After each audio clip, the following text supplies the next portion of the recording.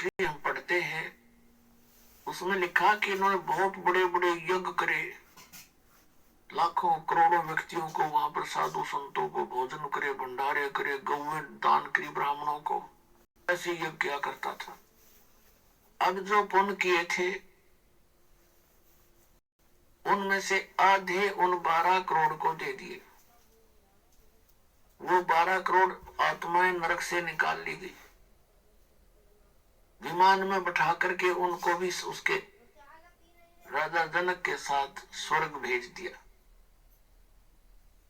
अपने आत्मा जब तक राजा जनक के द्वारा दिए गए पुण्य उनके साथ हैं, जो 12 करोड़ नरक भोग रही थी आत्माएं, तब तक वो स्वर्ग में रहेंगे।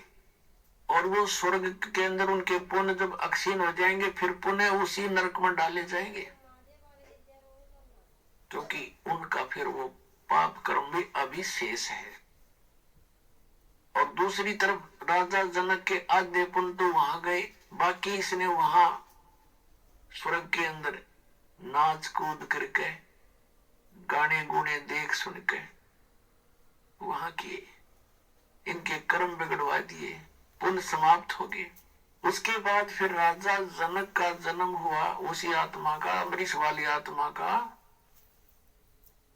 भारतवर्ष में पहले ज्वाइंट भारत था, जो पश्चिमी पाकिस्तान के तलवंडी गांव में श्री कालूराम मेहता खत्री अरोड़ा के घर पे, और उनका नाम रखा गया नानक चंद। अब पहले जब यही पुण्यात्मा राजा थे, राजा अम्बरीश, राजा जनक रूप में, तो करोड़ों नौकर, इनके लाखों नौकर होते थे, सैनिक होते थे। पुण्य क्षीण होने के बाद वही आत्मा फिर स्वयं एक सुल्तानपुर शहर में एक नवाब के यहाँ स्वयं नौकर लगे। और यदि परमात्मा उनको नहीं मिलते तो इस कलयुग में तो पाप ही पाप है, कोई पुण्य बनता ही नहीं। तो वही आत्मा फिर 84 लाख योनियों में चले जाते हैं।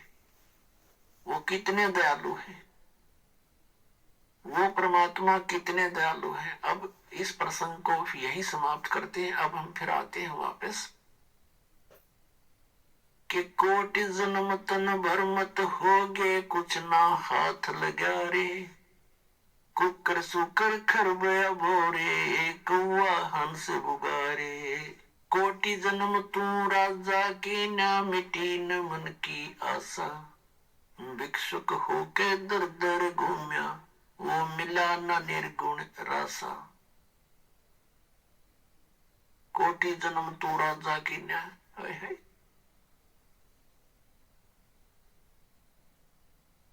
और मिट्टी न मन की आशा।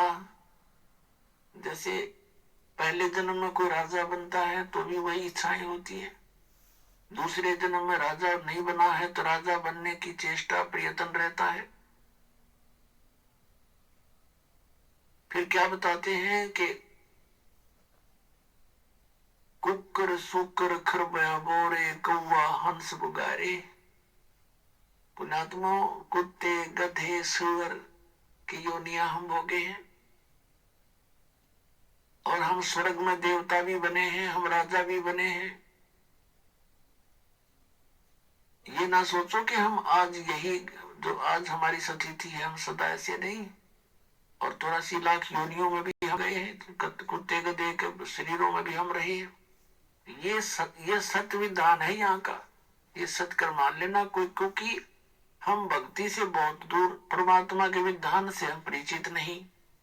और जिन ऋषि महर्षियों को हम परमात्मा प्राप्त मानते थे, उनके पास खक नहीं था, वो कुछ नहीं जानते थे भगवान के विषय में। जिस कारण से आज हम परमात्मा के उस नियम से बहुत अपरिचित हो गए। हमें अब मनुष्य जीवन में जो सुविधाएं हैं, इनको पाकर हम ये सोच बैठे हैं कि हम ऐसे ही मौज रहेगी, इसको मौज मान रहे हम। जो थोड़ा सा राहत हमें अन्य प्राणियों से ठीक सी महसूस हो रही है, लेकिन अन्य योनियों में भी बहुत कष्ट उठा चुके हैं। तो क्या बताते हैं, कुकर शुक्र खरबा बोरे कौआ हंस बगारे, कोटि जन्म तन भरमत होगे कुछ नहीं हाथ लगा रे। आप यहाँ देखते हो तो बहुत से उदाहरण ऐसे, जैसे एक पोलैंड देश का एक कैबिनेट यानी पूरा मंत्रिमंडल एक ही जहाज में कहीं जा रहे थे सारे, किसी का शोक व्यक्त करने, और वो जहाज क्रैश हो गया, दुर्घटनाग्रस्त हो गया। उसमें 97 बताओ 97 सदस्य थे, सारे मंत्री फिर MP और प्रधानमंत्री उनका, वो सारे के सारे उसी में मृत्यु को प्राप्त हो गए। गए थे दूसरे का शोक व्यक्त करने, आप ही बीच में रह गए। अब उसको क्या हाथ लगा, प्रधानमंत्री बना हुआ था। और भी यहाँ बहुत से प्रमाण हैं, जैसे मुख्यमंत्री आंध्र प्रदेश के थे, हेलीकॉप्टर से यात्रा कर रहे थे, दुर्घटनाग्रस्त हो गया। तीसरे दिन तो उसका शव मिला था, कोई फर्स्ट एड करने नहीं पाया उसको। ऐसे ही अरुणाचल प्रदेश का एक मुख्यमंत्री, 7 दिन में लाश मिली थी उसकी, ऐसे ही हेलीकॉप्टर से उसके गिर जाने से जंगल में पहाड़ों पर मृत्यु को प्राप्त हुआ था। और उन व्यक्तियों की कितनी आशाएं थी, पता नहीं कहां कहां के प्रोग्राम मीटिंग रखी हुई थी, अब कहां गई वो। ऐसे ही बहुत सी बातें हमें याद हैं। और प्रतिदिन ये तो बड़े बड़े व्यक्तियों की, जो जिनको हम बड़े मानते हैं, उनकी घटनाएं सुना रहे हैं आपको, और जनसाधारण को आप देखते ही हो। तो कोटि जन्म तन भरमत होगे कुछ नहीं हाथ लगा रे, मुख्यमंत्री था, प्रधानमंत्री था, अब मृत्यु का प्राप्त हुआ, भक्ति करी नहीं, कुत्ता बनकर घूम रहा है, सैर सपाटे करता हुआ, या कहीं प्रेत बनकर भटक रहा है। उसको क्या मिला उस प्रधानमंत्री के पद से?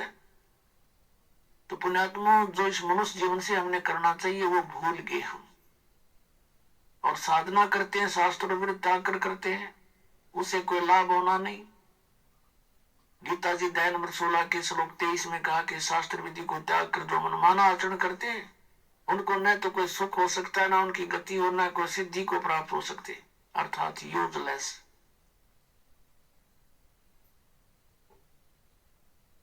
इस प्रकार हम अपने मनुष्य जीवन को व्यर्थ करते रहे। इंद्र कुबेर ईश की पदवी ब्रह्मा वरुण धर्मराया, इंद्र कुबेर, कुबेर धन का देवता यानी वित्त मंत्री एक ब्रह्मांड का, और इंद्र स्वर्ग का राजा। ईश ब्रह्मा विष्णु महेश की पदवी भी आप जी ने बहुत बार प्राप्त की है। बताओ, अब ये बातें हमें किसी ने ज्ञान कराया नहीं, हम इन्हीं घिसी पिटी उस अज्ञान लोकवेद के आधार से अध्यात्म ज्ञान सुना करते थे। अब हमें पता चला कि हम कितने युगों से कष्ट उठा रहे हैं। तो पुण्यात्माओं, इस प्रकार का ज्ञान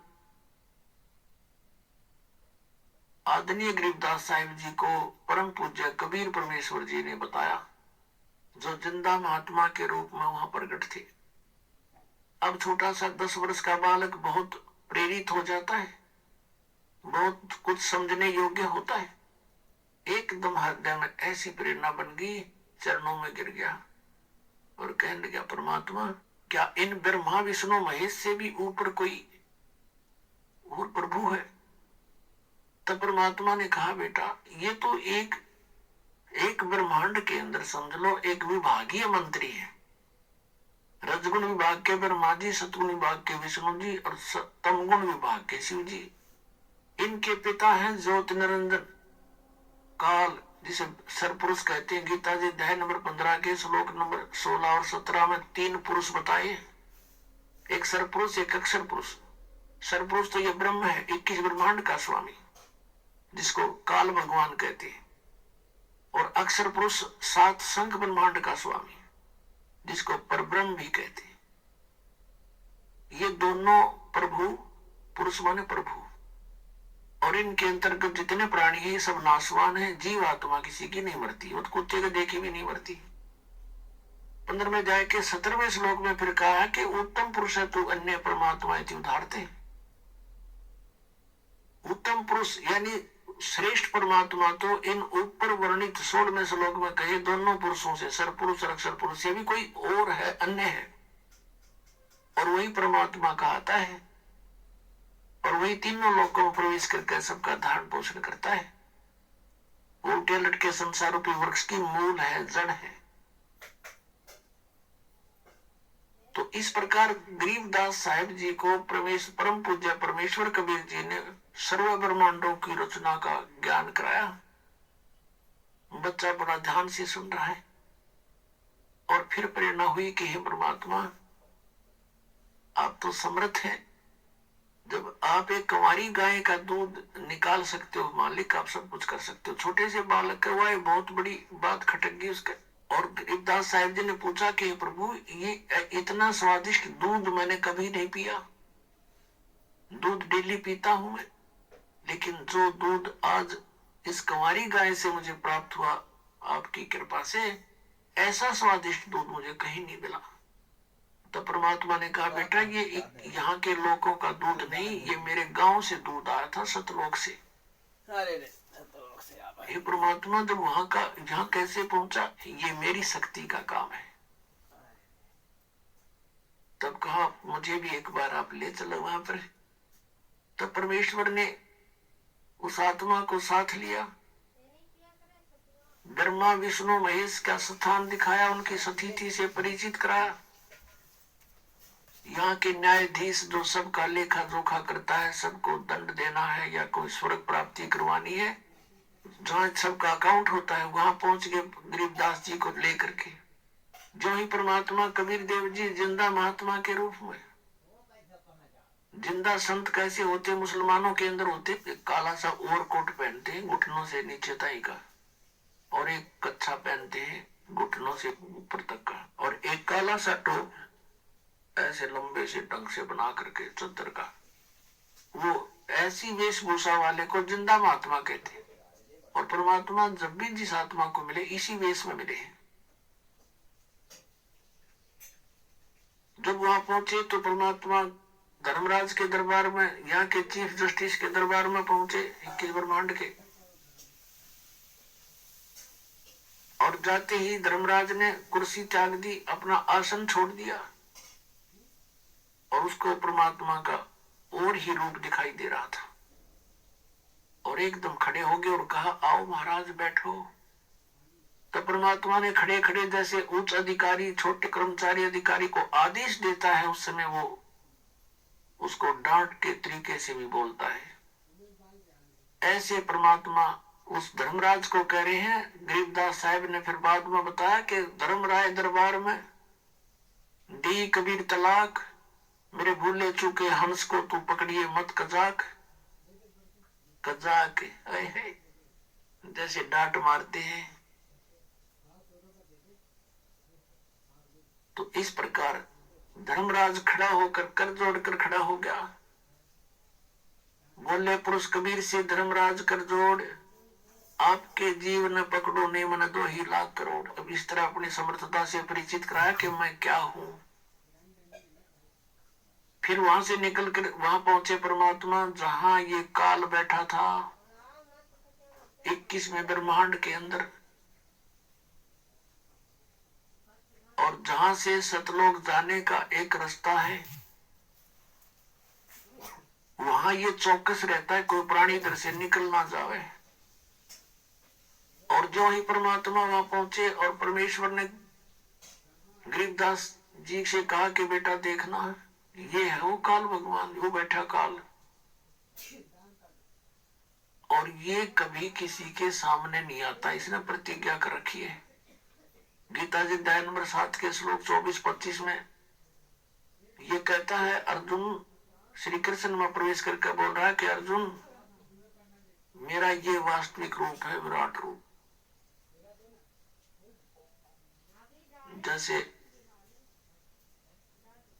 11वें अध्याय के 47, 48, 32 और 21 में अर्जुन भी उसको आंखों देख करके विवेचन करता है, बता रहा है, और वो खुद भी कहता मैं काल हूं और अब प्रकट हुआ हूं, और ये मेरा रूप, ये है असली रूप मेरा, जिसको देखकर अर्जुन जैसे योद्धा भी कांप रहे थे।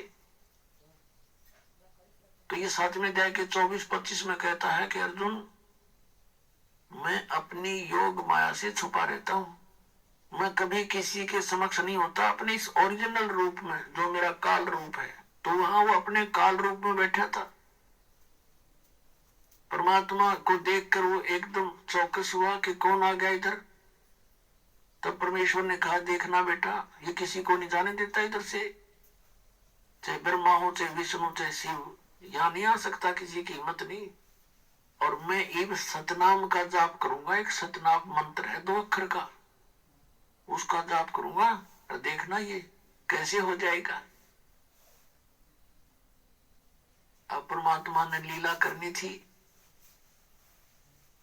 2 अक्षर का नाम वो सतनाम जाप किया और एकदम नीचे को गर्दन कर ली, नहीं तो नु ऐसे आंकड़ा बैठा था, कौन आ गया, एकदम नीचे गर्दन होगी, यूं विवश हो गया उस मंत्र के जाप के सामने।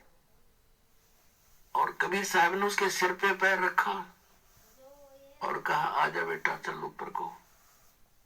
अब क्या बताते हैं कबीर साहब, जैसे फणपति मंत्र सुन रखे फन सकोड़ी, ऐसे बीरा मेरे सतनाम से यू काल लेवे मुंह मोड़े। ये सतनाम इतना प्रबल है 2 अक्षर का कि जैसे फनपति, फनपति माने सर्प, सांप, और ऐसे फन फैलाए खड़ा हो और गारू एक मंत्र बोल देता है सुपेरा, उस मंत्र के बोलते ही वो अपने फन को नीचे कर लेता है, सकोड़ लेता है, यानी इकट्ठा कर लेता है, फैलाया नहीं रह सकता वो, उसमें कोई क्रियाकरण की हिम्मत नहीं रहती।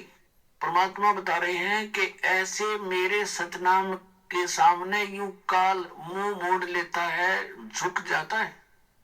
जैसे फनपति मंत्र सुन राखे फन सकोड़, ऐसे मेरे सतनाम तयू काल लवे मुंह मोड़े।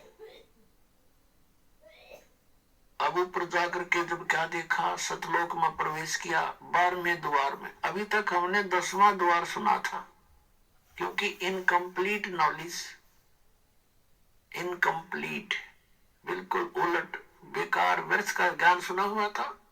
ये केवल एक ब्रह्मांड तक की है ये 10वां द्वार,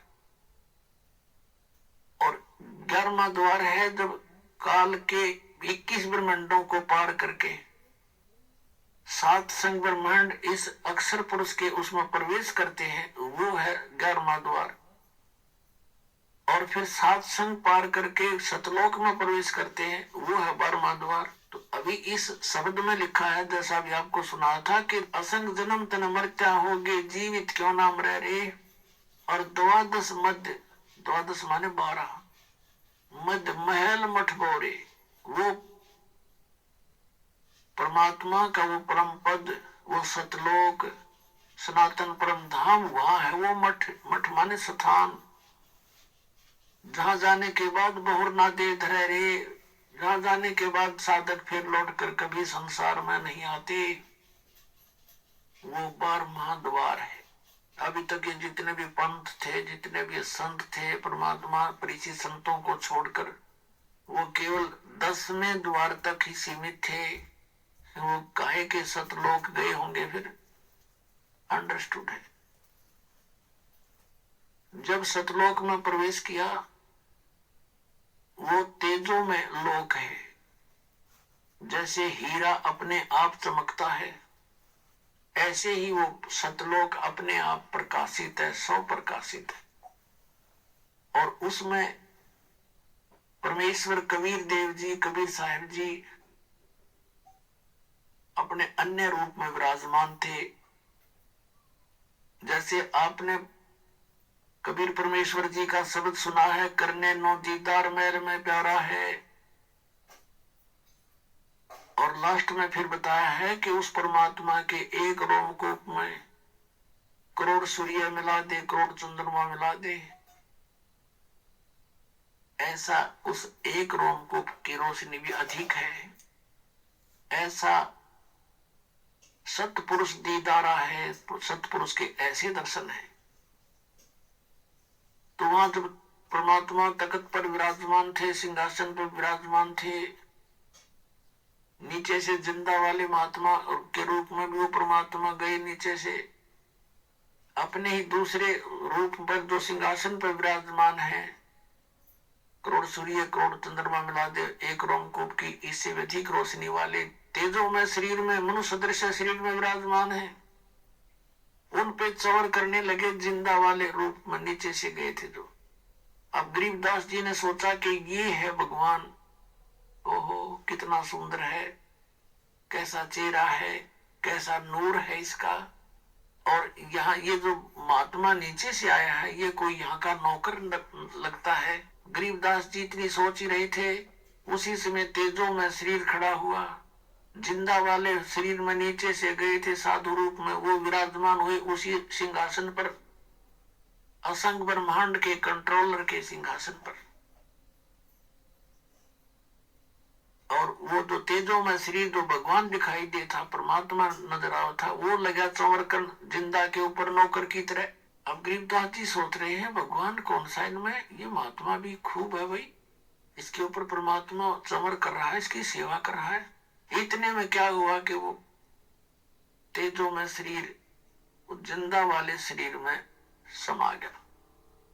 अकेले कबीर परमेश्वर जी जिंदा महात्मा के रूप में जो नीचे से गए थे वही विराजमान है, चंवर अपने आप घूम रहा है ऑटोमेटिकली। तब परमेश्वर ने कहा कि बेटा मैं सारे ब्रह्मांडों का मालिक हूं, सब ब्रह्मांड मैंने रचे हैं, सभी प्राणियों जीवों की उत्पत्ति भी मैंने की है। फिर सारी कहानी बताई कि यहाँ से वो जो वहां दुख पा रहे हैं काल के लोक में, वो कैसे वहां गए, सारी कथा सुनाई कि तुम सभी यही रहा करते थे, ये सब के आपके मकान ये स्थान खाली पड़े हैं, जितनी प्राणी वहां गए हैं, चिट्टी से हाथी तक, रंग से राजा तक, ये सभी यहाँ रहते थे, ये सारे खाली पड़े इनके, इनमें मस्ती लगी, सुख था घना। और यहाँ एक ज्योत निरंजन नाम का अंडे से निकला हुआ प्राणी था, आत्मा था, उसने कुबद छाई, एक पैर पे खड़ा होके तप करने लगा, उसके ऊपर ये सब आसक्त हो गए, उसकी उस ड्रामाबाजी को देखकर, उसकी एक्टिंग को देखकर, जो आजकल के लोग में कष्ट पा रहे हैं। मैंने बहुत बार उनसे कहा कि तुम मस्त रहो बच्चों, इसकी क्रिया को मत देखो। ऊपर से तो वो सावधान हो जाते थे, अंदर से कसे हृदय से चाहने लगे।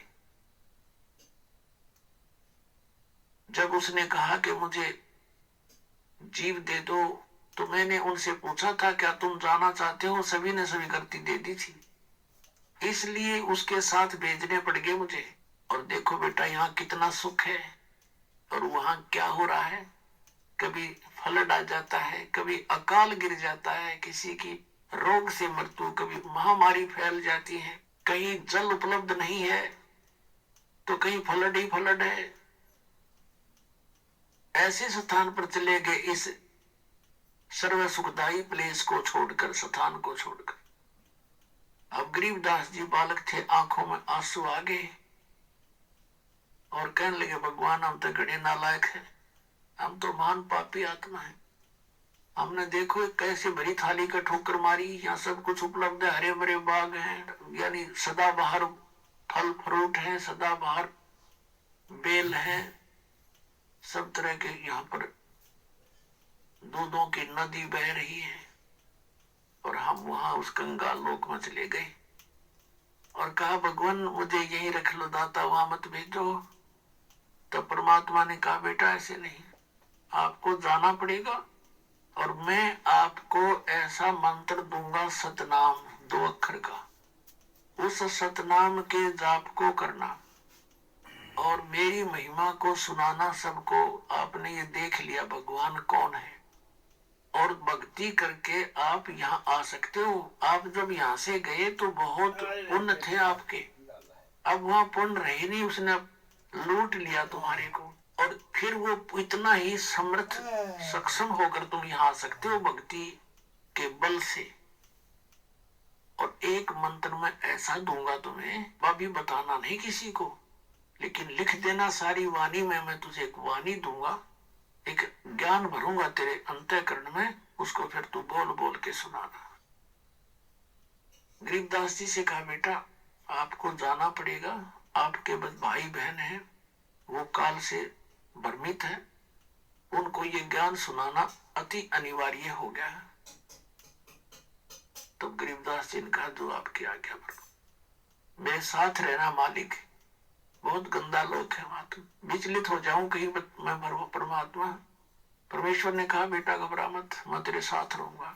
जो बच्चा गौ की नजर में, यूं साईं को संत और भक्तों के पीछे फिरे, वो भगत वत्सल भगवंत। फिर बताया कि बेटा मैं 120 वर्ष बनारस में काशी में रहा हूं। 120 वर्ष में काशी में एक कबीर नाम से धानक जुलाहे रूप में लीला की मैंने, और मेरा उद्देश्य वहां था जनता को समझाना, तत्व ज्ञान बताना। और वो ज्ञान मैंने वहां लिपिबद्ध करवाया था अपने मुख से बोलकर, यथार्थ ज्ञान। अब उसमें काल के दूत प्रवेश हो चुके हैं, उन्होंने उस वाणी को बहुत सा खराब कर दिया है, उस ज्ञान को। अब मैं तेरे अंदर वो ज्ञान पुनः भरूंगा, और आप वहां जाकर इसको प्रकट करना, और आने वाले समय में आपके भाई बहन आत्माओं को, पुण्य आत्माओं को काम आवेगा। अब गरीबदास जी ने ये बात बहुत अच्छी लगी। फिर कबीर परमेश्वर जी ने कहा कि मैं ही मिला था किस किस को, नानक साहब को मैं मिला बेई नदी के ऊपर, और वहां से फिर उनको अंतर ध्यान करके यहां लाया था। उसको भी ऐसे ही आपकी तरह सारी सतीथि से परिचित करा करके वापस भेजा था। वो भी श्री विष्णु जी का पुजारी था, गीता जी का पाठ किया करता था, श्री कृष्ण से ऊपर परमात्मा नहीं मानते थे। और जब देखा यहाँ का सारा माहौल, तब जाके उन्होंने नौकरी भी त्याग दी थी और घर छोड़ करके मेरे पास बनारस में आए थे। वहां से उनको मैंने सतनाम दिया था, उनको बोल दिया था कि बच्चा अभी किसी को बताना नहीं तो आने ये पिछली पीढ़ी तो अब समय आया है, मोक्ष युग है, मोक्ष का समय है। अब ये भक्ति युग आ गया युग, और इसको दूसरे शब्दों में निर्वाण युग भी कह सकते हैं। मोक्ष युग, मोक्ष का समय आ गया। तो इस तब तक इस तत्व ज्ञान को छुपा के रखना है, लेकिन लिख देना, अपनी लिखवा देना, बोल देना अपनी वाणी में, लेकिन किसी को बताना नहीं है सतनाम, नहीं तो बात बिगड़ जाएगी। जब परमात्मा को नानक साहब जी ने सचखंड में देखा था, जिंदा वाले महात्मा के रूप में जैसे नीचे से लेकर गए थे, जिस रूप में जैसे गरीबदास जी को लेकर गए, और फिर वही लीला परमात्मा सबके साथ करते हैं, वहां दूसरे रूप में भी विराजमान थे, वैसे ही वहां चौर करने लगे। फिर वो तेजों में से खड़ा हो गया, नीचे से नानक साहब जी के साथ जिंदा रूप में गए थे परमात्मा, वो उस तख्त पर विराजमान हो गए, और ऐसे ही चमर हुआ था। फिर उनको कहा था कि मैं बनारस में काशी में धानक रूप में रह रहा हूं। आदरणीय नानक साहब जी, परम पूज्य कबीर परमेश्वर जी समकालीन थे, कम से कम 45 वर्ष वो समकालीन रहे हैं। तो जब वहां जाकर देखा बनारस में, तीसरे दिन वापस आए, सबने नानक साहब जी को नदी में डूबा मान लिया था। तीसरे दिन जब वहां प्रकट हुए, खुशी की लहर छागी, लेकिन नानक जी बदले बदले थे। पहले वाले नानक जी का स्वभाव वो नहीं था। नौकरी त्याग दी, वहां से वापस चल पड़े। कहा चले? बनारस में आए, काशी में आए, देखा तो वही परमात्मा जो असंख्य ब्रह्मांड का स्वामी वहां जुलाहे के रूप में बैठकर कपड़ा बुन रहा खड्डी में।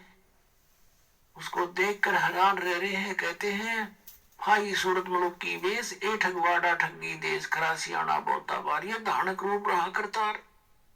लोगों देखो ये धानक रूप रहा करतार। ये बैठा परमात्मा, ये मालिक बैठा। अब आसपास के दुल्हाई इकट्ठे हो गए। उन्होंने पूछा कहां से आए हो भक्त? नानक जी ने बताया कि मैं पंजाब से आया हूँ। पहले पंजाब था ये सारा, पश्चिमी पाकिस्तान भी पंजाब प्रांत था। तो बनारस के काशी के जुलाहे कहते हैं कि देखो इस पंजाबी की अकल मारी गई, नीरू के पुत्र को ये भगवान बताता है।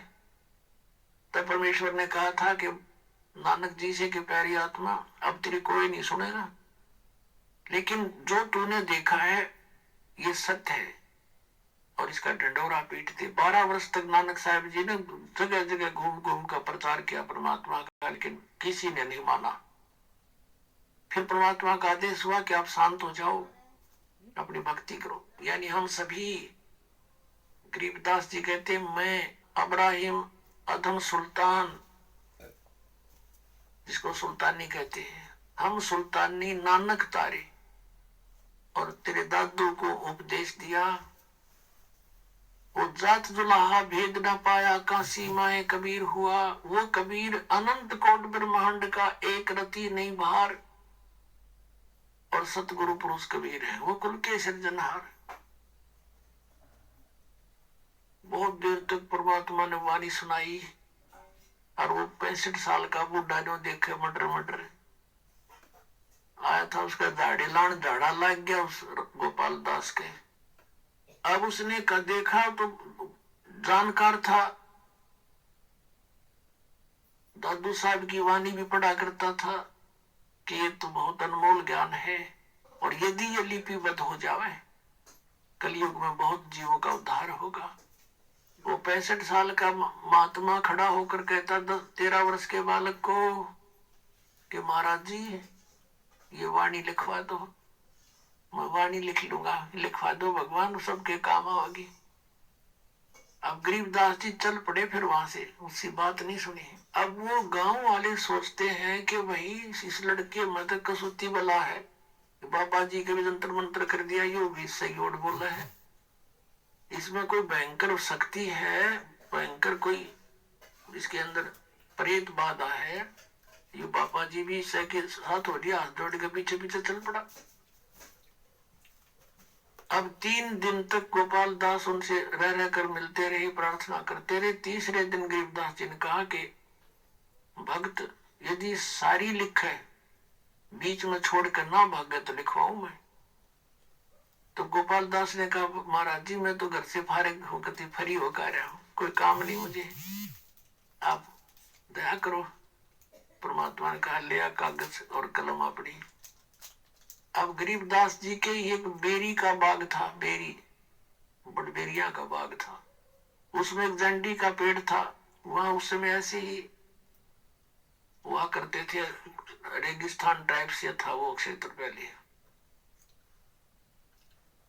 जंडी के पेड़ बहुत हुआ करते थे, जैसे आजकल राजस्थान में होते, इस तरह की स्थिति थी। तो वहां बैठकर जंडी के पेड़ के नीचे गरीबदास जी बोला करते थे, गोपाल दास दादू पंथी लिखा करते थे। उसमें लिखा है कि 6 महीने तक ऐसा वो लिखते रहे, तो तब ये ग्रंथ, ये वाणी लिखी गई। और भी फिर कभी कभी मूड माकर बोलते थे, वो चलते फिरते वो भी लिख लिया करता था, उसके साथ रहने लगा कुछ दिन। तो फिर वही बोला हुआ आंखों देखा हाल ऊपर का जो गरीबदास जी ने परमात्मा के साथ जाकर देखा था, वो आंखों देखा है अपनी इस अमृत वाणी में लिखा है। अपने आत्माओं, सत्संग का जो उद्देश्य होता है उसमें परमात्मा के विषय में जानकारी होती है, और परमात्मा को पहचानना कि कौन है परमात्मा और कैसा है भगवान और कैसे मिलता है, वो कहाँ रहता है, ये 4 वस्तु क्लियर होनी चाहिए तो सत्संग है।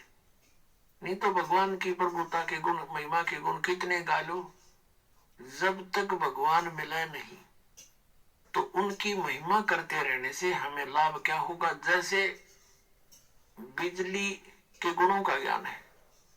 बिजली पंखा चलाती है, बल्ब जगाती है, बड़ी बड़ी फैक्ट्रियों को चलाती है, और नीचे से जल निकाल देती है, आटा पीस देती है, पशुओं का चारा काट देती है, कट कट कट करके।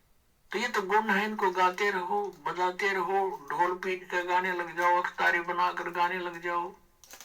जब तक बिजली का कनेक्शन नहीं मिलेगा, जिन गुणों का ज्ञान दिया जाता था वो गुण प्राप्त, लाभ प्राप्त हो नहीं सकते। वो गुण जो हम गाते हैं बिजली में, वो जो के तो विद्यमान है, पर वो प्राप्त कैसे होंगे? कनेक्शन लेना पड़ेगा उसका। इसी प्रकार परमात्मा की महिमा के कितने ही शब्द गा लो, वाणी बोल लो, उनको गढ़वे बेंजू बांध के सारंगी सुरंगी में वहां गा लो, परमात्मा ये कर देता है, परमात्मा ये कर देता है, भगवान ऐसा सुखदाई है, भगवान ऐसा सुखदाई है। वो तो है ही, उसको अच्छी बात है, उसके गुणों का परिचय होना चाहिए। लेकिन यही करते रहे और कनेक्शन ना मिला, भगवान मिला नहीं, तो व्हाट इज यूज? इसका लाभ क्यों? गाने और बजाने और सत्संग करने का, यूजलेस। आइए अब हम उन श्रद्धालुओं के अनुभव जानते हैं जो जगत गुरु तत्वदर्शी संत रामपाल जी महाराज जी से दीक्षा प्राप्त कर चुके हैं तथा उनके द्वारा बताए गए भक्ति मार्ग पर चल रहे हैं। जी नमस्कार। नमस्कार जी। क्या नाम है जी आपका? बबीता नाम है जी। बबीता जी कहाँ से आए आप? मैं नजफगढ़ से बापरोला गांव से आई हूँ जी। बबीता जी, संत रामपाल जी महाराज से जुड़ने से पहले आप क्या भक्ति साधना करते थे? जी, जो सारी के देवी देवता की पूजा करते, मैं ये सारी पूजाएं करती थी। संतोषी माँ के व्रत भी करती थी, हर दुर्गा माँ के भी व्रत करती थी, जैसे नवराते बोलते हैं उनके व्रत करती थी, और मैं भोले का भी व्रत करती थी, सोमवार का व्रत करती थी जी। बबीता जी, हम आपसे ये जानना चाहेंगे कि जो आप व्रत उपवास करते थे, तो क्या इसके पीछे आप कोई मनोकामना भी रखते थे जिस कारण से आप ये व्रत उपवास करते थे? जी, मेरे संतान नहीं थी जी। मैं बच्चे की तड़प में बहुत रहती थी। कोई भी बहन बोल देती थी इसके बच्चे नहीं होते हैं, ये बांझ हैं, कभी कुछ कहती थी, कभी कुछ कहती थी। तो इसीलिए मैंने बच्चे की तड़प बहुत थी भगवती सर जी। इसीलिए मैंने ये पूजा में सोचती थी कि ये दुर्गा माँ सुन लेगी, उसके व्रत करे। संतोषी माँ के भी बहुत साल व्रत किए मैंने कि संतोषी माँ सुन लेगी, पर किसी ने मेरी नहीं सुनी। इसके अलावा मैं पंडितों के पास भी गई, जो सियाने होते हैं उनके पास भी गई इलाज के लिए। जो भी जहाँ बताता था वहीं चली जाती थी मैं औलाद की तरफ से। आपने इतने सारे देव देवताओं की भक्ति की, आप तांत्रिकों के पास भी गए, तो क्या कभी आपने हॉस्पिटल की तरफ रुख नहीं किया कि आज के टाइम टेक्नोलॉजी इतनी डेवलप हो चुकी है कि आपकी बीमारी ठीक हो सकती थी? जी, डॉक्टरों के पास भी गई थी मैं, पर वहां से भी कोई वो नहीं मिली जी खुशी।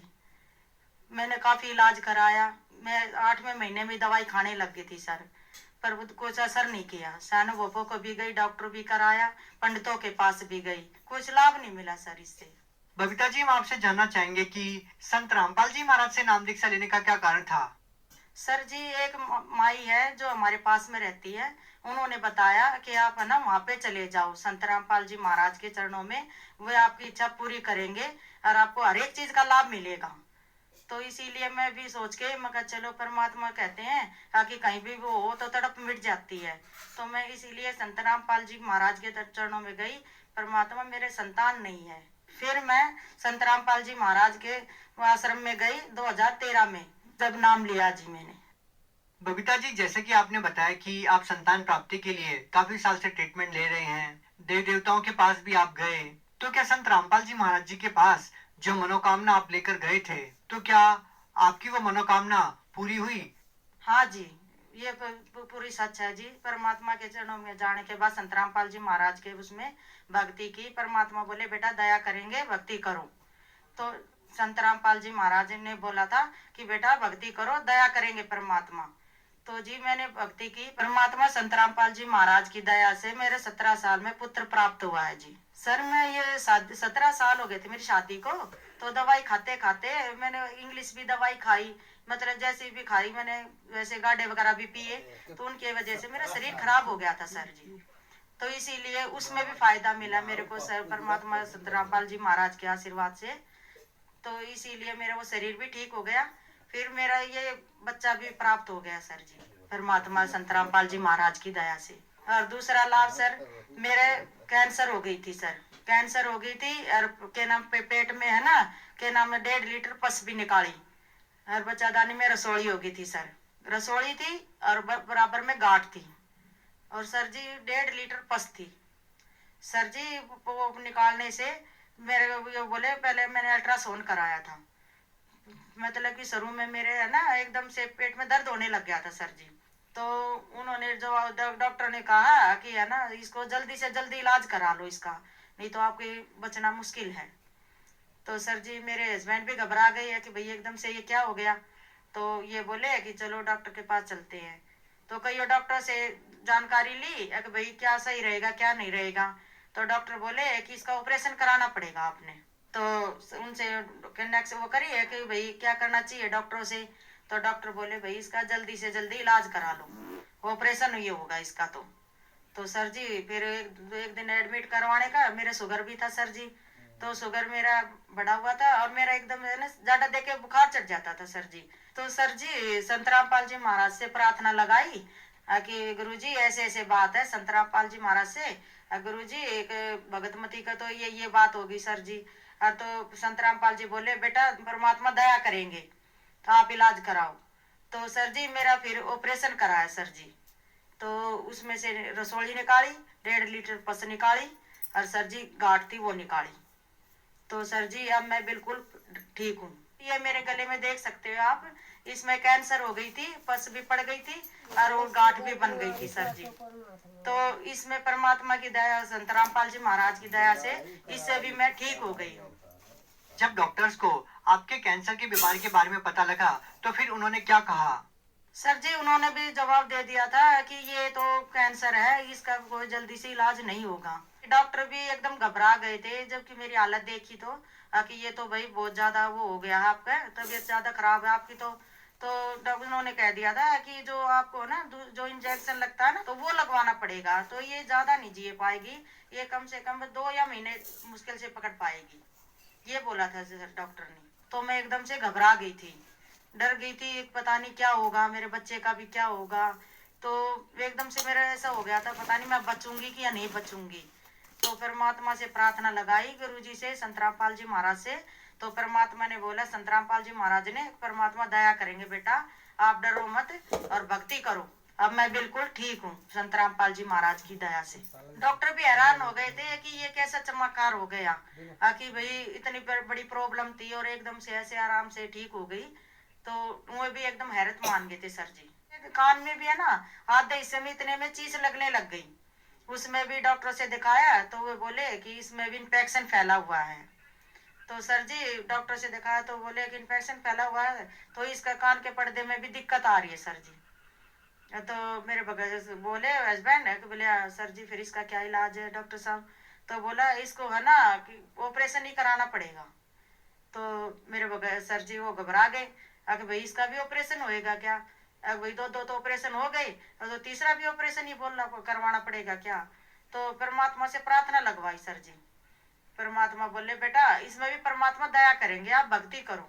तो सर जी मेरे कान का भी दर्द बिल्कुल ठीक हो गया, ऑपरेशन की भी परमात्मा ने टाल कर दिया कि भाई ऑपरेशन नहीं होगा। संत रामपाल जी महाराज की दया से अब मैं आपके सामने बिल्कुल ठीक हूँ। आप भक्त समाज को क्या संदेश देना चाहते हैं? मैं सारे भाई बहना ननू कहना चाहूँ हूँ कि वे संत रामपाल जी महाराज के उसमें आ जाओ सत्संग में। और मेरे इतने बड़े बड़े दुख थे अब परमात्मा ने सारे दूर कर दिए और मेरे कैंसर तक भी हो गया था। कहते हैं ना कैंसर का तो कोई इलाज भी नहीं है और परमात्मा कहते हैं संत रामपाल जी महाराज कैंसर के, मैं कैंसर के बाप को भी ठीक कर सकता हूँ अगर मर्यादा में रहोगे और भक्ति करोगे तो मैं बेटा सब कुछ ठीक कर सकता हूँ। अगर कोई व्यक्ति संत रामपाल जी महाराज से नाम दीक्षा लेना चाहता है तो वो उनसे नाम दीक्षा कैसे प्राप्त कर सकता है? सर जी जो ये पीली पट्टी चलती है इनमें संत रामपाल जी महाराज के नंबर चले हुए हैं, इन पे संपर्क कर सकते हो, इनसे कांटेक्ट करके आप नाम दीक्षा ले सकते हो। जी बहुत बहुत धन्यवाद। सत साई।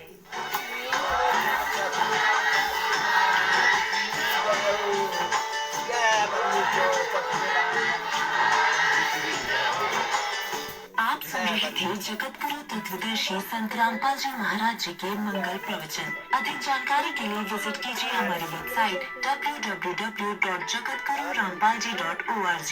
संत रामपाल जी महाराज जी के शुभ आशीर्वाद से पूरे विश्व भर में 500 से भी ज्यादा नाम दीक्षा केंद्र हैं, जिन पर संत रामपाल जी महाराज जी द्वारा ऑनलाइन निःशुल्क नाम दीक्षा दी जा रही है। अपने नजदीकी नाम दीक्षा केंद्र का पता करने के लिए संपर्क करें 8222880541।